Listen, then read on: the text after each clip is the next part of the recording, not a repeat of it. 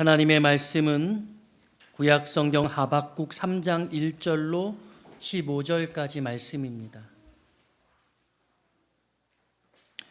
구약성경 1304쪽, 1305쪽, 하박국 3장 1절로 15절까지 말씀 한 절씩 교독하겠습니다. 시기온 옷에 맞춘 선지자 하박국의 기도라.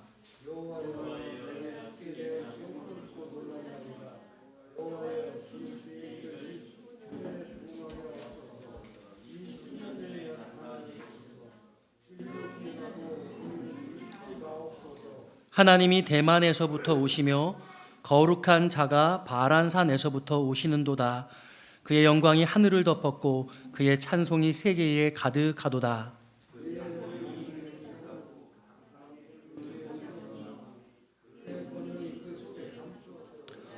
역병이 그 앞에서 행하며 불덩이가 그의 발밑에서 나오는도다.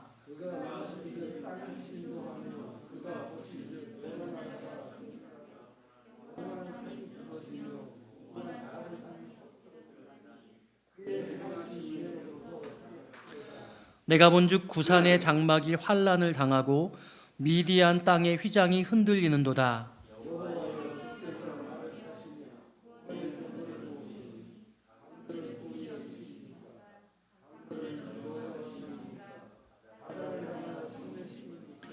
주께서 활을 꺼내시고 화살을 바로 쏘셨나이다. 주께서 강들로 땅을 쪼개셨나이다.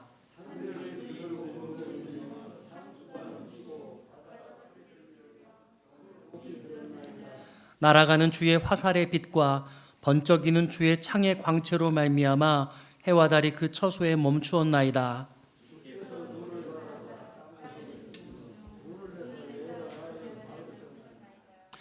주께서 주의 백성을 구원하시려고 기름 부음 받은 자를 구원하시려고 나오사 악인의 집에 머리를 치시며 그 기초를 바닥까지 드러내셨나이다.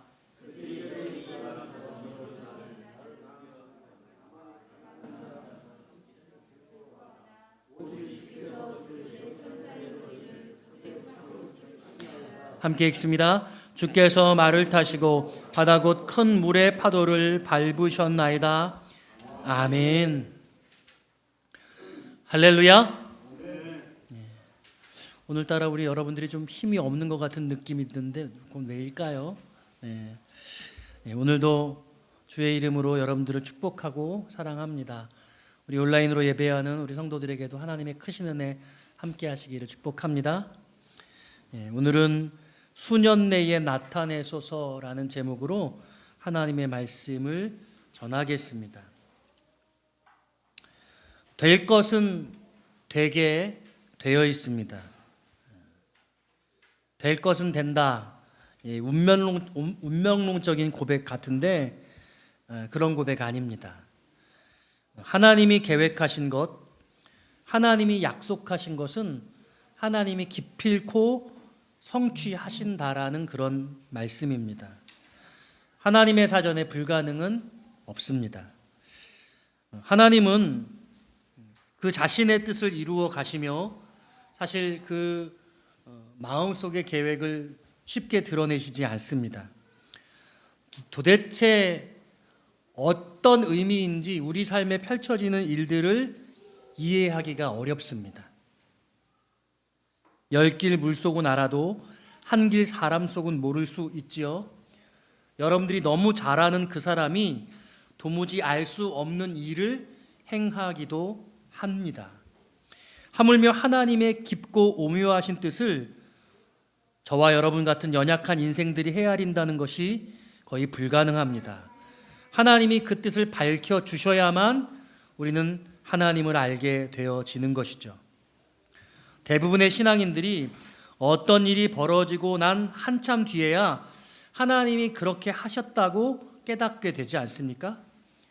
사회과학은 순수과학보다 예측하기 어렵고 인간사는 심층적인 변수가 부지기수입니다. 그런데 하나님의 일은 우리가 예상한 것과 전혀 달리 반전이 너무나 많지요. 하나님의 일은 때때로 반전 그 자체입니다. 예를 들면 종말에 대한 주님의 선언은 확고합니다. 그러나 우리는 그 날과 시를 전혀 예측하지 못하고 있습니다. 우리를 사랑하시고 구원하신다는 약속이 분명히 있지만 우리는 여전히 그 사랑에 목말라하고 구원에 대한 두려움을 가지고 있습니다. 그러나 종말과 심판은 이르게 될 날이 반드시 올 것이고 마침내 우리를 향하신 하나님의 사랑이 구원으로 성취될 것입니다. 좀 딱딱한 이야기를 했는데요. 2021년 11월 현재의 대한민국은 온갖 악재와 불행들로 가득한 상태입니다. 요즘에 여러분 TV 보시면서 마음이 많이 어려우실 것 같아요. 20대 대통령 선출을 놓고 보수와 진보의 대결이 점입가경입니다. 그런데 양쪽 어디에도 선함이나 의로움, 존경, 기대 이런 마음을 가질 수가 없습니다. 그들은 어떤 미련도 가질 수 없는 것 같은 모습을 보여줍니다. 누가 대권을 잡더라도 잘 되겠나 그런 생각을 하게 된다는 거죠. 한 분만 그런 것이 아니라 정치인들 모두가 다 그런 것 같습니다. 저들이 어찌 이 나라를 다스릴까? 제가 대단해서 이런 얘기를 하는 것이 아니라 대한민국의 국민들이라면 다 비슷한 생각을 하게 된다는 것입니다. 2년 가까이 코로나를 겪어오면서 이제는 좀 나아지겠나 했지만 여러분 아시는 것처럼 어제 오미크론이라는 이름의 강력한 전이 바이러스가 보도되었죠. 지구촌과 한국 사회를 더 깊은 두려움과 한숨으로 빠뜨렸습니다. 도대체 이 코로나의 상황은 언제쯤 끝이 날지, 끝이 나기나 하는 것인지 도무지 보이지를 않습니다. 끝이 안 보이니 두려움과 고통 그리고 막막함이 점점 깊어지고 있는 것입니다. 이해할 수 없겠지만 저는 이 모든 일들이 하나님의 시나리오 안에 있다고 여러분께 말씀드립니다. 믿으십니까? 그간의 기독교는 이 코로나를 재앙이라고 말했고 세상의 두려움을 이 코로나가 떨고 있는 가운데 그 두려움을 더 깊게 만들어 주었지만 제 생각은 조금 다릅니다. 하나님은 지금 세상을 정화하시고 계시는 것입니다. 태풍이 바다를 뒤집어 물속 세상, 물밖 세상을 깨끗게 하듯 코로나와 경제 침체의 소용돌이로 세상을 향한 회복의 역사를 이루어 가시는 중이라는 것입니다. 당장은 고통스럽고 암담할지라도 분명 그 뒤에는 놀라운 일들이 준비되어져 있습니다. 저는 하나님의 그 놀라운 계획과 약속을 기대합니다. 그리고 그 하나님을 믿고 신뢰합니다. 그래서 기뻐할 수 있고 감사할 수도 있습니다. 저는 이 말씀을 듣는 여러분들도 저처럼 기뻐하고 감사할 수 있기를 바랍니다. 우리 지난 시간에는 어떤 삶의 상황 속에서도 삶은 해석의 문제이니 우리가 기뻐하고 기도하고 감사해야 한다라는 말씀을 전했는데 오늘은 다른 차원으로 감사를 이야기하려고 합니다. 어떤 사람들에게는 지금 이 상황이 심판처럼 느껴지고 저주 같아 보이지만 저는 그리고 여러분은 그렇지 않다는 것이죠. 우리는 지금 노아의 방주 안에 있는 것입니다. 풍랑 한가운데일지라도 주님의 돌보심 속에 있습니다. 평안과 기쁨이 평안을 소유한 저와 여러분들에게 필요하고 반드시 있어야 한다는 것이죠. 오늘 말씀 제목 다시 한번 따라해 볼까요? 수년 내에 나타내소서. 여러분 오늘 이 하박국서는 여러분들이 3장 17절 18절의 말씀으로 가장 잘 알고 계십니다. 비록 무화과 나무가 무성하지 못하며 포도나무에 열매가 없으며 감람나무에 소출이 없으며 밭에 먹을 것이 없으며 우리의 양이 없으며 외양간에 소가 없을지라도 나는 여호와로 말미암아 즐거워하며 나의 구원의 하나님으로 말미암아 기뻐하리로다. 이 말씀 여러분 잘 아시는 말씀이죠. 그러나 여러분 하박국 성경이 어떤 성경인지를 사실 우리는 잘 모릅니다. 여러분 하박국이 언제 쓰여졌냐면요, 주전 589년경 쓰였습니다. 주전 589년이 어떤 역사적 상황에 놓여 있느냐? 주전 586년에 예루살렘이 함락됐거든요.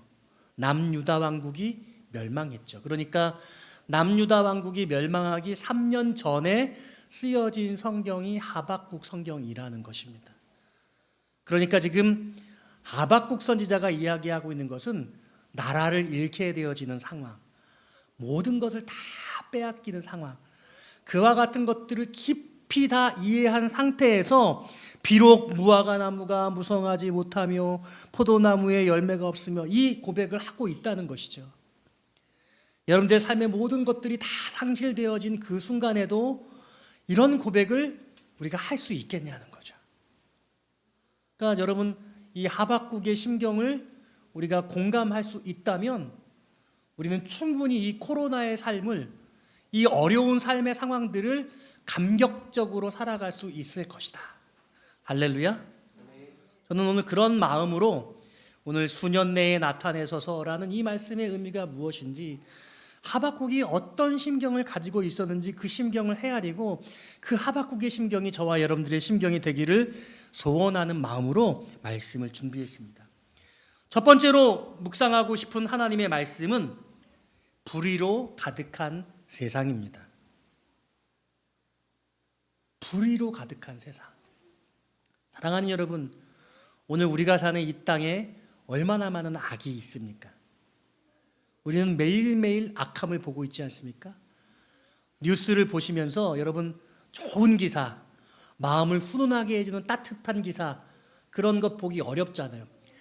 아주 작은 그런 어떤 미담 이런 거 보면서 우리가 크게 위로를 받는 건 너무 그런 일들이 흔하지 않기 때문에 그런 거거든요. 언제나 뉴스는 뭐 어렵고 힘든 얘기, 누군가 큰 잘못을 저지른 얘기, 불의한 얘기, 악한 얘기, 그런 것들로 세상이 가득 차 있다라는 것이죠. 오늘 우리가 사는 이 시대가 어떤 시대냐? 저는 한마디로 신사사시대다라고 말씀드리고 싶어요. 신사사시대. 여러분 사사시대가 어떤 시대입니까? 그때에 왕이 없었으므로 각기 소견에 옳은 대로 행하였더라. 왕이 없어요. 어떤 일에 절대적인 권력을 가지고 그 일을 판단해주고 다스려줄 그런 존재가 없는 거예요. 왕이 없다는 게 오늘 이 시대의 모습이잖아요. 이 시대에 뭐가 절대적인 게 뭐가 있어요? 모든 건 다 주관적이고 상대적이에요. 그래서 내가 옳다고 생각하면 옳은 거예요. 내가 원한다고 하면 그게 법이에요. 그래서 다 자기가 원하는 것, 내가 왕이 돼서, 내가 절대자가 돼서 내가 판단하고 내가 생각하고 내가 느끼는 것이 최고이고 그걸 법처럼, 그걸 진리처럼 따르며 사는 세상, 그 세상이 지금 우리가 사는 세상이라는 거죠. 여러분들에게는 그런 절대적 진리가 있냐는 거예요. 여러분들에게는 그 객관적 절대적 진리를 말씀하고 다스려줄 그런 하나님, 그런 왕이 있냐는 거죠. 여러분에게 왕이 있으십니까? 왜 대답을 못하세요? 하나님이 저와 여러분들의 왕 되시기를 주의 이름으로 축원합니다. 하나님 우리의 왕이세요. 내 마음속에 주인이 되셔서 내 마음에 좌정하시고 그 중심 자리에 앉으셔서 그 하나님의 말씀으로 우리에게 말씀해 주시고, 그 말씀은 절대적 진리여서 그 절대적 진리가 나를 판단하고 그 절대적 진리가 나를 순종하게 해야 하는 것이거든요. 그게 내 안에 왕이 계시는 거예요. 세상 사람들 그렇게 살지 않는단 말이죠. 그런데 여러분들, 예수를 믿는 하나님을 왕이라고 고백하는 저와 여러분들도 세상 사람들이 살아가는 그런 주관적 삶, 상대적 삶에 편승해서 살아가고 있는 것은 아닌가. 불의를 보면 분노하잖아요. 근데 그 불의는 텔레비전에 나오는 불의고요.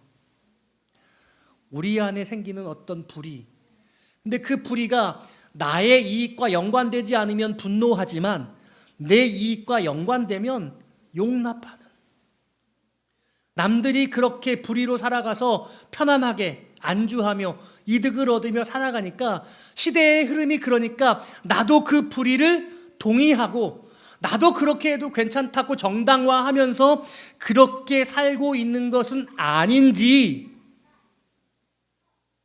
점검해야 되는 거죠. 오늘 그런 마음을 가지고 이 하박국서 1장을 살펴봐야 하는 겁니다. 하박국서 1장에 이렇게 말해요. 여호와여, 2절 이해합니다. 내가 부르짖어도 주께서 듣지 아니하시니 어느 때까지입니까? 내가 강포로 말미암아 외쳐도 주께서 구원하지 아니하십니다. 불의한 일을 해결해 달라고 하나님께 외쳐도 하나님이 침묵하신다는 거예요. 어찌하여 내게 죄악을 보게 하시며, 지금 하박국은 죄의 현장에 있습니다. 하박국이 죄를 짓는 것이 아니라 죄를 짓는 그 동족들, 자기 민족들을 보고 있는 겁니다. 패역을 눈으로 보게 하십니까? 겁탈과 강포가 있고, 겁탈이 뭐예요? 성적인 폭행을 말하는 것이죠. 강포, 힘을 가지고 다른 사람 것들을 빼앗는 것을 말하는 겁니다. 우리가 TV를 보면 이런 일들이 너무 많이 비일비재하지 않습니까? 하박국 시대의 모습이 오늘 우리의 모습과 다르지 않아요. 변론과 분쟁이 일어났습니다. 의를 외치는 사람이 있음에도 불구하고 그 의를 의라고 말하지 않고 그것이 잘못된 것이라고 그 악인들이 오히려 그들과 함께 싸우고 있다는 것이죠. 4절은 이렇게 말합니다. 이러므로 율법이 해이하고 정의가 전혀 시행되지 못하오니 이는 악인이 의인을 애워쌌으므로 정의가 굽게 행하여 짐입니다. 불의로 가득한 남유다, 예루살렘, 그 불의한 그 나라를 지금 하박국이 하나님 앞에 신원하고 있어요. 하나님께 호소하고 있어요. 하나님, 왜 이 나라에 당신의 백성들의 불의를 그냥 지켜만 보시고 계십니까? 여러분들, 불의한 이 땅을 보시면서, 불의한 대통령 선거를 보시면서 여러분들 하나님 앞에 이렇게 기도하세요? 저는 여기에 매우 중요한 상위성이 있다고 생각하는데, 불의를 보면서 그 불의가 내 이득과 연관되면 분노하고, 그 불의가 나에게 불이익을 주면 분노하는데 나에게 이득이 되면 침묵해요. 세상에 나가서 정치권에서 막 보도에 뉴스에 나온 사람들이 막 불의하다고 이야기하는 것들을 가만히 살펴보면요, 다 그들의 이익과 연관되어져 있는 것을 알 수 있어요. 본인들이 손해를 보면 다 불의하고 의로워져야 된다고 이야기를 하는 거예요. 근데 자기가 이득이 되면 그게 의라고 말해요. 나에게 유익이 되는 게 곧 의래요.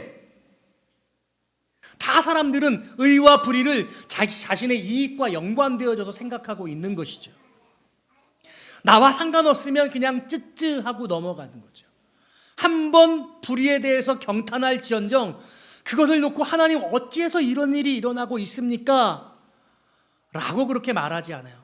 사실 자기 반성을 해보면 그러한 내 자신에게도 얼마나 많은 불의가 있는가를 깨달아야 하거든요. 그리고 정말 내가 의롭게 살았다고 한다면 그 의로움을 가지고 하나님께 이 불의한 세상에 대해서 탄원할 수 있겠죠, 하나님 앞에. 그런데 그 불의에 대해서 세상 말세다, 대한민국 정말 망해야 돼, 이렇게 자조 섞인 이야기를 할지라도 정작 이것을 가지고 하나님 앞에 기도하거나 자기 자신의 의로움을 돌아보는 자들은 많지 않다는 것입니다. 사랑하는 여러분, 오늘 불의로 가득한 세상 속에서 여러분들은 얼마나 의롭고 얼마나 의롭지 못하며 나는 의로워지기 위해서, 나는 이 불의한 세상을 더 의롭게 하기 위해서 무엇을 하고 있는가를 반드시 살피셔야 돼요. 여러분, 이게 그렇게 대단한 일이 아니죠. 내가 만나는 사람들 관계 안에서, 내가 일하는 일터에서 작은 어려운 일들을 바라볼 때 그 불의에 우리가 어떻게 대처하고 있는가를 생각해 보아야 한다는 것입니다. 부끄럽게도 제가 속한 목회자들의 세계 안에서도 많은 불의를 봅니다. 제가 목사지만 저도 그렇게 의롭지 않습니다만, 저 사람들이 목사가 맞는가? 물론 아주 소수입니다. 그런데 그 작은 소수가 건강한 선량한 많은 목사님들에게 많은 어려움을 주고 있거든요. 근데 그 일을 바꾸지를 못해요. 그들과 싸우려면 어쩌면 나는 더 불의해져야 된다는 그런 생각을 하게 되기도 합니다. 오늘 하박국은 그러므로 이 불의의 문제를 맞서서 싸우기보다는 하나님께 간구하고 있는 것이죠. 사랑하는 여러분, 이 일에 이 불의한 나라, 불의한 민족, 죄가 가득한 이 예루살렘, 이 남유다 왕국에 대해서 하나님께 기도하고 있는 하박국, 이 하박국에게 하나님이 뭐라고 말씀하시고 있는가? 5절 말씀 이하에 보면요, 하나님이 이렇게 말씀하세요. 1장 5절 이하예요. 내가 생전에 한 가지 일을 행할 것이라. 6절을 같이 한번 읽어볼까요? 1장 6절입니다. 시작. 보라, 내가 사납고 성급한 백성 곧 땅이 넓은 곳으로 다니며 자기의 소유가 아닌 것처럼 점령하는 갈대 사람들을 일으켰나니, 자기 소유가 아닌 거처들을 점령하는. 자, 보십시오. 이 민족은 어떤 민족이냐면 바벨론 민족입니다. 하나님께 이 하박국이 하나님, 이 땅의 이 비리를 왜 보시고만 계십니까? 라고 이야기하니 하나님이 뭐라고 말씀하시냐면, 내가 갈대아 민족을 일으켜서 바벨론을 일으켜서 그 바벨론으로 너희 민족을 처벌할 거야. 이렇게 말씀하시고 계시는 거죠. 여러분, 대한민국이 범죄했는데 중국이 우리를 벌한다고 생각할 수 있나요? 일본이 우리를 어려움을 줘요. 벌한다고 생각할 수 있어요? 우리 입장에서 너무 기분 나쁘죠. 우리가 뭘 잘못했더라도 적어도 일본은 아니었으면 좋겠어. 왜? 우리 원수거든. 우리가 미워하거든. 우리는 절대로 그들에게 어떤 해코지를 입고 싶은 마음이 없거든요. 지금 하박국이 그런 마음이에요. 하나님, 바벨론이라니요. 이게 무슨 말씀이세요? 우리의 죄를 왜 바벨론을 통해서 심판을 하셔야 합니까? 이 하박국이 1장에서 기도하면서 갖게 된 의미는 이것이었어요. 그래서 화가 났어요. 그래서 어떻게 기도하냐면 2장의 1절에 이렇게 봐요. 내가 내 파수하는 곳에 서서 성루에 서리라. 그가 내게 무엇이라 말씀하실는지 기다리고 바라보며 나의 질문에 대해서 어떻게 대답하실는지 보리라. 자, 성루에 섰어요. 이 성루에 섰다는 건 저는 중의적인 의미가 있다고 봐요. 저 이방 바벨론이 예루살렘을 공격하는 그것을 보겠다, 그런 의미도 될 것이고요. 성루에서 그 바벨론에 대해서 하나님이 뭐라고 말씀하시는지 좀 들어봐야겠다, 하나님께 하소연하고 하나님께 더 간절하게 매어 달려서 하나님께 항의하는 그런 모습을 보여주기도 하는 거예요. 그러니까 하나님께서, 여러분, 우리가 성경을 보면 이스라엘 백성들을 하나님께서 벌하실 때에 되게 여러 경우에 이방 민족들을 들어서 사용하셔서 이스라엘을 벌하셨잖아요. 근데 그게 그렇게 이스라엘 민족들에게는 기쁜 일이 아니죠. 왜냐하면 택함받은 민족이에요. 저들은 택함받지 못한 민족인데, 택함받지 못한 민족들에게 택함받은 민족이 고통을 당하게 되면 이게 자존심 상하잖아요. 그러니까 이 하박국도 이것을 받아들이기가 어려웠던 것이죠.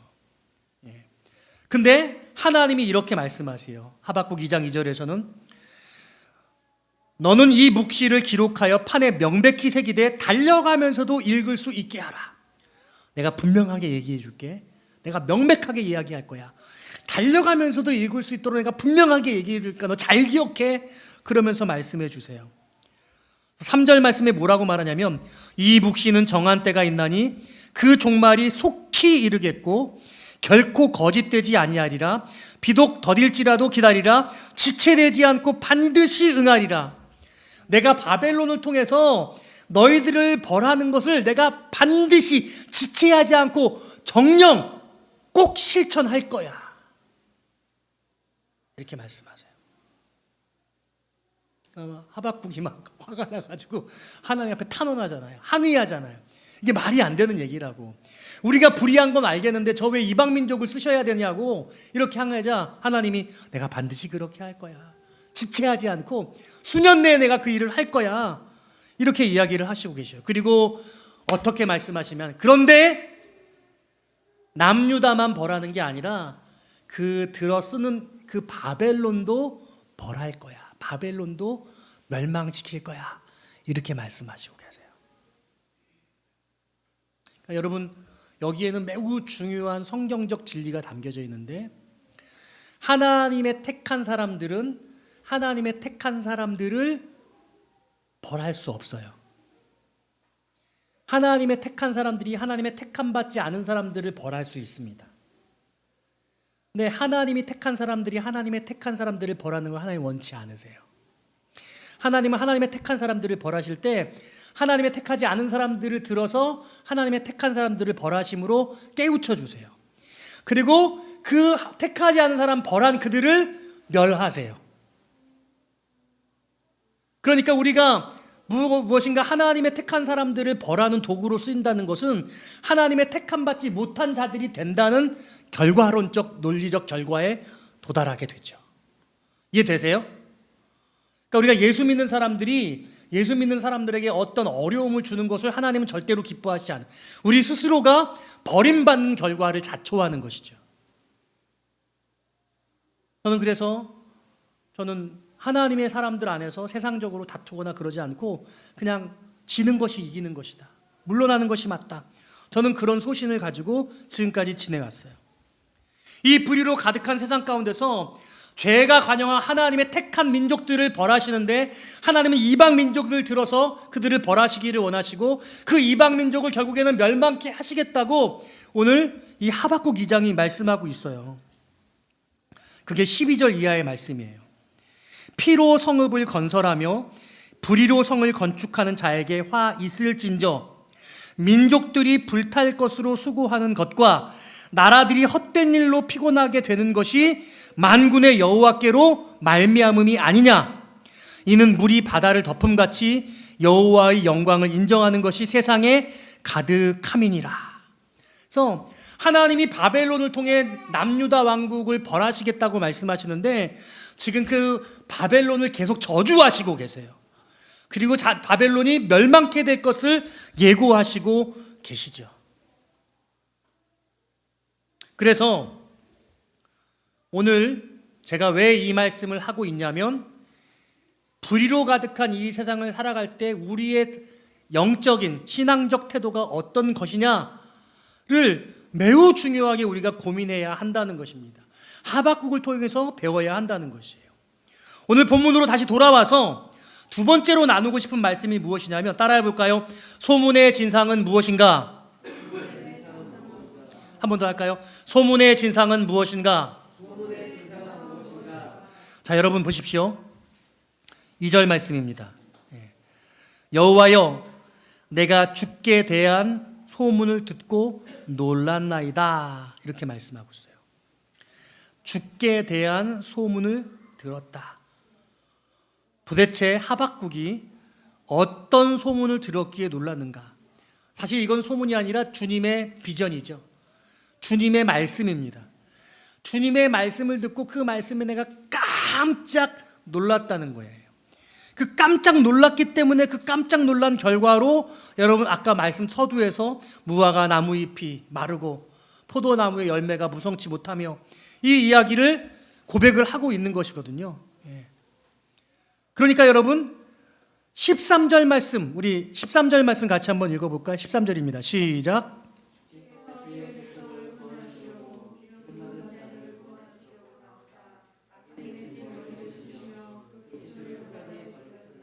아멘. 주께서 주의 백성을 구원하시려고. 이 주의 백성이 누구냐면 이스라엘이에요. 유다 왕국. 기름 부음 받은 자를 구원하시려고.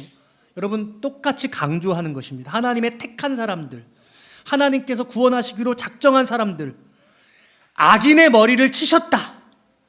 그 기초의 바닥까지 드러내셨다.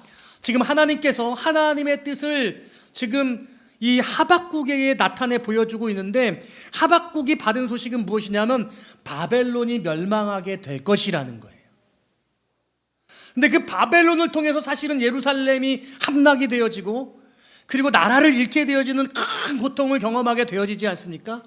그런데 그것이 결국에는 하나님이 택한 이스라엘을 구원하게 하시는 하나님의 하나의 방법이었어요. 가장 중요한 길이었던 것이죠. 그 고통의 시간들을 지나가야만 하나님의 새로운 구원의 역사가 열려는 거죠. 그래서 바벨론의 70년간의 포로 생활들을 마치고 다시 예루살렘으로 돌아오게 되어지고, 새로운 성전이 건립되게 되어지고, 하나님의 거룩한 민족들이 힘을 얻어서 한 걸음 한 걸음 회복의 역사를 이루게 되는 것. 어쩌면 역사로 바라볼 때는 한 번에 이루어지는 것은 아닌데요, 하박국은요 지금 이 멸망을 3년 앞둔, 국가적으로, 정치적으로, 군사적으로, 외교적으로 너무나 어려운 이 상황 속에, 모든 것들을 다 잃어버릴 그 상황 속에 이 하나님께서 회복시켜 주시리라는 이 미래에 대한 말씀을 듣고 그가 얼마나 가슴 벅차 올라오고 있는지 알 수가 없다는 거예요.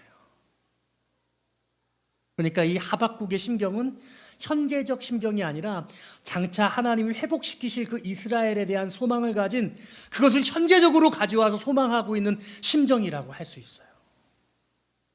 저는 이 심정을 저와 여러분들이 소유하시기를 주의 이름으로 축원합니다. 오늘 코로나로 말미암아 우리가 고통당하고 있고, 대통령 후보자들을 보면 두 분 중에 한 분이 누군가 되지 않겠어요?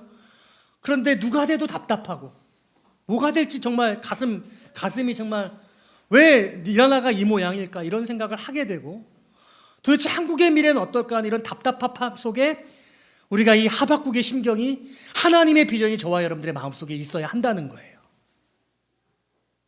그래서 제가 지금 드리는 말씀이 사사기 19장과 20장에 나오는 레위인의 첩이야기를 들려드릴까요?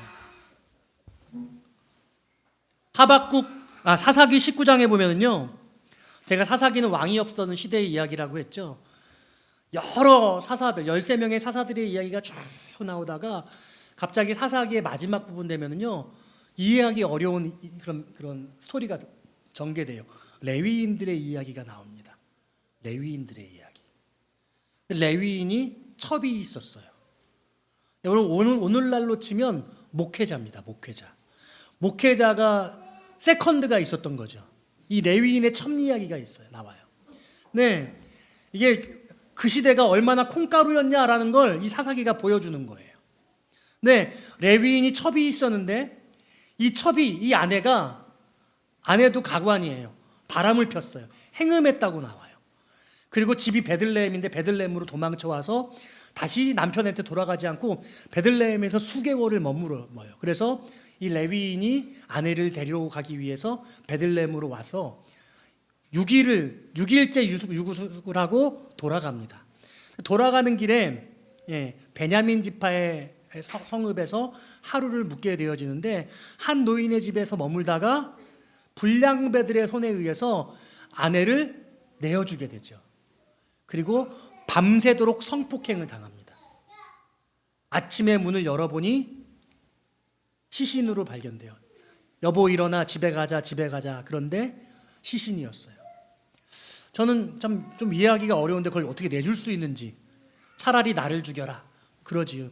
거기 보면 그 노인도요, 내게 결혼하지 않은 내 딸이 있으니 차라리 그 딸을 더럽히라, 뭐 이렇게 얘기해요. 아마 그 당시에 그 문화는 그런 것 같아요. 롯의 집에 갔던 천사도 마찬가지였죠. 결혼하지 않은 내 딸들을 내줄게. 차라리 내게 온 손님을 더럽히는 건 내 딸을 더럽히는 것보다 못한 일인 거죠. 차라리 내 손님을 보호해줘야 된다는 그런 매우 중요한 문화적 관습이 있었던 거죠. 내 딸을 내준다고 하는데 결국 딸을 내주지 않고 그 레위인의 첩을 내어주게 되고, 밤새 성폭행을 당한 뒤에 살해돼가지고 문 앞에 시신으로 버려집니다.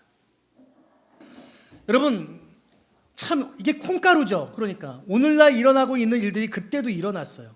근데 놀라운 사실은 이 레위인이 이 시신을 집으로 데리고 와서 이 죽은 시신을 잘 장례해 준 게 아니에요. 12토막으로 잘라서 각 지파로 보냈습니다. 각 지파로. 자신의 그 분노를 온 민족에게, 온 나라에게 다 알린 거예요. 그리고 무려 40만 명이 되다는 군사가 함께 모이게 되는 거죠. 그래서 어떻게 해야 될지를 상의하다가 베냐민 지파에게 그 불량배들을 내놓으라고 그래요. 불량배들을 내놓으라. 여러분, 불량배들을 그냥 내놓으면 되잖아요. 나쁜 놈들이잖아요. 한 여인을 밤새도록 성폭행한 악인들이잖아요. 처단하는 게 맞잖아요. 근데요, 어떤 일인지 베냐민 지파는 이 불량배들을 내놓지 않습니다. 그 아들 중에 유력자가 있었을까요? 그 부모 중에? 이건 의의 문제였어요. 반드시 해결해야 될 불의의 문제였습니다. 그런데 이게 자존심의 문제가 된 게 아닌가 싶어요. 베냐민 지파는 그 불량배들을 내어주지 않습니다. 이 일로 말미암아 전쟁이 일어납니다. 40만 명의 군사가 모여져서 어떻게 할까요? 했더니 유다 지파가 먼저 올라가라. 유다 지파가 올라갑니다. 첫날 전투에서 근데요, 어디가 이겼을까요? 베냐민이 이겼어요. 압도적인 숫자적인 우세에도 불구하고 2만 2천 명이 전사가 하게 됩니다. 둘째 날 다시 올라가는데 18,000명이 죽었습니다. 이틀 동안 4만 명이 죽었어요. 왜 하나님이 유다 지파를 속한 나머지 12지파를 지게 하셨을까요? 우리는 묻게 되는 거죠. 아마 하나님께서 유다 지파를 깨우치고 싶은, 전 이스라엘 지파에게 어떤 경각심을 주고 싶은 분명한 이유가 있었을 것이라고 우리는 보는 거죠. 다시 기도하니까요, 셋째 날에요, 올라가라고. 오늘은 내가 베냐민을 너희에게 붙일 것이라고 말합니다. 셋째 날 올라가서 베냐민 지파가 패하게 됩니다. 2만 5천 명이 죽게 됩니다. 그러면요, 여기서 전쟁이 끝났어야 되잖아요. 여기서 전쟁이 끝나지 않습니다. 부녀자들을 살해하고 가족들을 살해합니다. 베냐민을 처참하게 사륙합니다. 마치 이방 민족을 사륙하듯 여리고성을 사륙하듯 베냐민을 다 그냥 휩쓸어 버립니다. 600명이 남습니다. 600명. 도망쳐서 살아남은 군사들 중에 600명의 남성들만 남고 베냐민 지파가 완전히 다 사라져 버립니다. 그 다음 장에 보면 베냐민 지파에게 아내를 주지 말라는 그런 이야기가 나와요. 그러니까 지금 동족이 서로 다투고 있는데 하나님은 어떤 말씀을 하고 싶으냐면, 너희들 모두가 다 옳지 않아. 너희들 모두가 다 불의해. 이렇게 말하고 있는 거예요. 그리고 이 불의함이, 하나님의 이 벌과 이 심판이 누구로부터 말미암았느냐? 저 불량배들 때문이냐? 저는 불량배도 이 원인이 있겠지만 지금 사사기를 읽어보면 계속해서 레위인의 신상 이야기가, 미가의 신상, 그 레위인이 가정제사장이 되거든요. 집에 목회자를 두는 거예요. 집에 레위인이 베들레헴에서 떠나서. 그리고 또 다른 레위인의 이야기가 그 레위인의 첫 이야기. 그러니까 사사기의 뒷반부는 뭐냐면, 그 시대가 얼마나 하나님의 말씀이 제대로 서지 못하느냐의 가장 큰 증거로 목회자들이 부패했다, 그런 이야기를 하고 있는 거거든요. 근데 이 레위인이 자기의 잘못을 돌아보지 않고 회개하지 않고 이 여인을 수습해주지 않고 다 원수를 갚겠다고 하고, 그리고 이 유다 지파들도 그들이 패배한 원인을 돌아보지 않고 그 베냐민을 다 살해하고 사륙하는, 원수 갚는 그런 모습들을 보여주면서 하나님이 서로가 서로를, 하나님의 택한 백성이 하나님의 택한 백성들을 심판하게 되어지는 무참한 결과를 만들게 되었다는 거예요. 저는 오늘 우리가 이 시대의 코로나 상황, 정치적 상황, 대한민국의 상황, 이 현대의 모든 이 세계에 흘러가고 있는 상황이 하나님이 이 땅을 새롭게 하시기를 원하시는 하나님의 변화의 어떤 역사를 이루고 있다, 저는 그렇게 믿어요. 이제는 위드 코로나가 돼서 좀 괜찮아질 거라고 생각했는데 여러분 생각과 달리 더 어려워질 수 있는 상황이 지금 벌어지고 있죠. 우리가 회개해야 돼요. 뭘 잘못했는지 우리 자신의 불의함을 돌아보아야 할 거예요. 서로가 서로를 죽이고 있잖아요. 대통령이 되겠다고 하는데 서로가 서로를 확 죽여요. 그래서 많이들 이야기를 해요. 이건 누가 대통령이 될 것인가의 문제가 아니라 누가 감옥에 가지 않을 것인가의 문제다, 뭐 이런 얘기를 하고 있단 말이에요. 너무 부끄럽죠.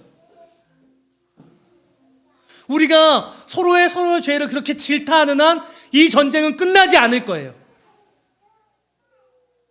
가장 불미스러운 결과로 나아가고 말 것이라는 거예요. 저는 그러므로 하박국의 고백이 필요한 거예요. 모든 것을 잃어버릴 상황 속에서도 하박국이 뭐라고 고백하고 있느냐? 3절의 말씀에 3장 2절의 말씀의 뒷부분에 이렇게 말하죠. 따라하죠. 수년 내에 나타내시옵소서. 네. 수년 내에 나타내려고, 이 말은 뭐냐면요, 빨리 응답해 주세요. 속히 성취시켜 주세요. 하나님, 이 재앙이 속히 이루어지기를 원합니다. 우리가 받아야 될 벌이 있다면 내가 빨리 맞고 빨리 정리되기를 원합니다. 이런 말이죠. 매도 먼저 맞으라. 잘못한 게 있으면 빨리 가서 제가 잘못했습니다 라고 말하고, 저 때려주세요, 저 맞을래요, 저 벌에 대한 대가를 응당히 받겠습니다, 이렇게 고백하라고 말하는 것이죠. 하박국 2장 3절에서 제가 읽어드렸죠. 하나님이 이렇게 말씀하셨어요. 이 묵시는 정한 때가 있나니 종말이 속히 이르겠고 결코 거짓되지 아니하리라. 더딜지라도 기다리라. 지체되지 않고 반드시 응하리라. 여러분 보세요. 더딜지라도. 근데 지체되지 않고, 되게 역설적이에요. 그렇죠? 더딜지라도와 지체되지 않고가 말이 서로 만날 수 없는 말인데 하나님이 이것을 같이 사용하고 있어요. 이게 얼마나 신비로운 일인지. 그래서 이 하나님의 약속의 말씀은 하박국을 그대로 다 받은 거예요. 지체되지 않고 응할 것이라, 더딜지라도 기다려, 이 말씀을 설레임으로 받아서 이 말씀을 받은 하박국이 수년 내에 이 일을 이루십시오. 속히 이루어지게 해주십시오. 빨리 회복되기를 원합니다. 매를 빨리 맞으면 빨리 맞을수록 용서가 쉽게 끝나고, 그리고 하나님의 회복의 역사가 빨리 오르게 될 것이다. 그러니까요, 만일 코로나가 하나님의 징벌이라면, 우리가 받아야 할 벌이라면 우리가 빨리 맞아야 되는 거죠. 이 대한민국의 이 정치적 상황이 왜 저렇게 훌륭한 다른 지도자들이 많이 있는데 왜 저런 분들이 대통령 후보가 되느냐, 이렇게 말씀하시는 분들도 계시거든요. 하나님의 뜻이 그러신 것이겠죠. 어쩌면 그래서 우리는 더 어려움을 겪을 수도 있겠어요. 그래서 말세다, 망조다 이렇게 말하는 것이 아니라, 하나님, 우리가 어떤 부끄러움을 당해야 되고 수치를 당해야 되고 벌을 받아야 된다면 속히 받기를 원합니다. 우리가 회개합니다. 이 하박국의 고백이 저와 여러분들에게 필요하다는 거예요. 할렐루야. 그 마음을 가질 때에 이렇게 말하는 거예요. 비록 아무것도 없어도, 쫄딱 망해도, 다 무너져도 나를 구원하신 하나님 때문에 나는 기뻐 감사하다. 왜냐하면 하나님이 다 쓰러지게 하시는 것 같지만 회복시키실 것이기 때문에. 그러니까 여러분들의 개인의 삶에서 떨어질 것이 있으면 떨어지셔야 돼요. 내려갈 때까지 내려가셔야 돼요. 내려가기를 두려워하지 마십시오. 실패하려면요, 처절하게 실패하시길 바랍니다. 그냥 바닥에 부딪혀서 그냥 다 깨어지십시오. 그것을 지나고 나면 하나님이 그 다음에 하나님의 역사를 이루실 거예요. 그걸 두려워하고 주저할수록 하나님의 역사는 미루어질 것입니다. 여러분, 그러므로 기쁘게 감당하며 모든 상황 속에서 아무것도 없을지라도 나를 구원하신 그 한 분 하나님으로 말미암아 나는 기뻐하시겠다, 이런 고백이 저와 여러분들의 고백이 되었기를 주님의 이름으로 축원합니다. 말씀을 정리합니다. 오늘 속히 이루어 주소서. 빨리 벌 받기를 원합니다. 코로나를 통해 온 민족이 회개하는 마음이 되어지기를 원합니다. 한국교회가 깨닫게 하여 주옵소서. 하박국의 고백이 우리 한국교회의 고백이 되게 해 주옵소서. 그러므로 정말 외양간을 잃어버리고 모든 소출이 다 내동댕이에 지치고 우리가 먹을 것이 없을지라도 그 하나님 한 분만으로 만족할 수 있다니 하박국의 고백이 우리 고백이 될 때, 한국교회는 그때야 저점을 찍고 하나님의 놀라운 회복의 역사를 맞이할 준비가 된 것이라고 말씀드릴 수 있겠습니다. 오늘 이 민족이, 이 한국교회가, 그리고 여러분 개인의 삶이, 우리 산위의 교회도 이와 같은 하박국의 고백이 여러분들의 고백이 되어서, 저와 여러분들의 고백이 되어서 하나님의 놀라운 회복의 역사를 맞이하시는 저와 여러분 되기를 주의 이름으로 축원드립니다. 우리 함께 찬양하기를 원합니다.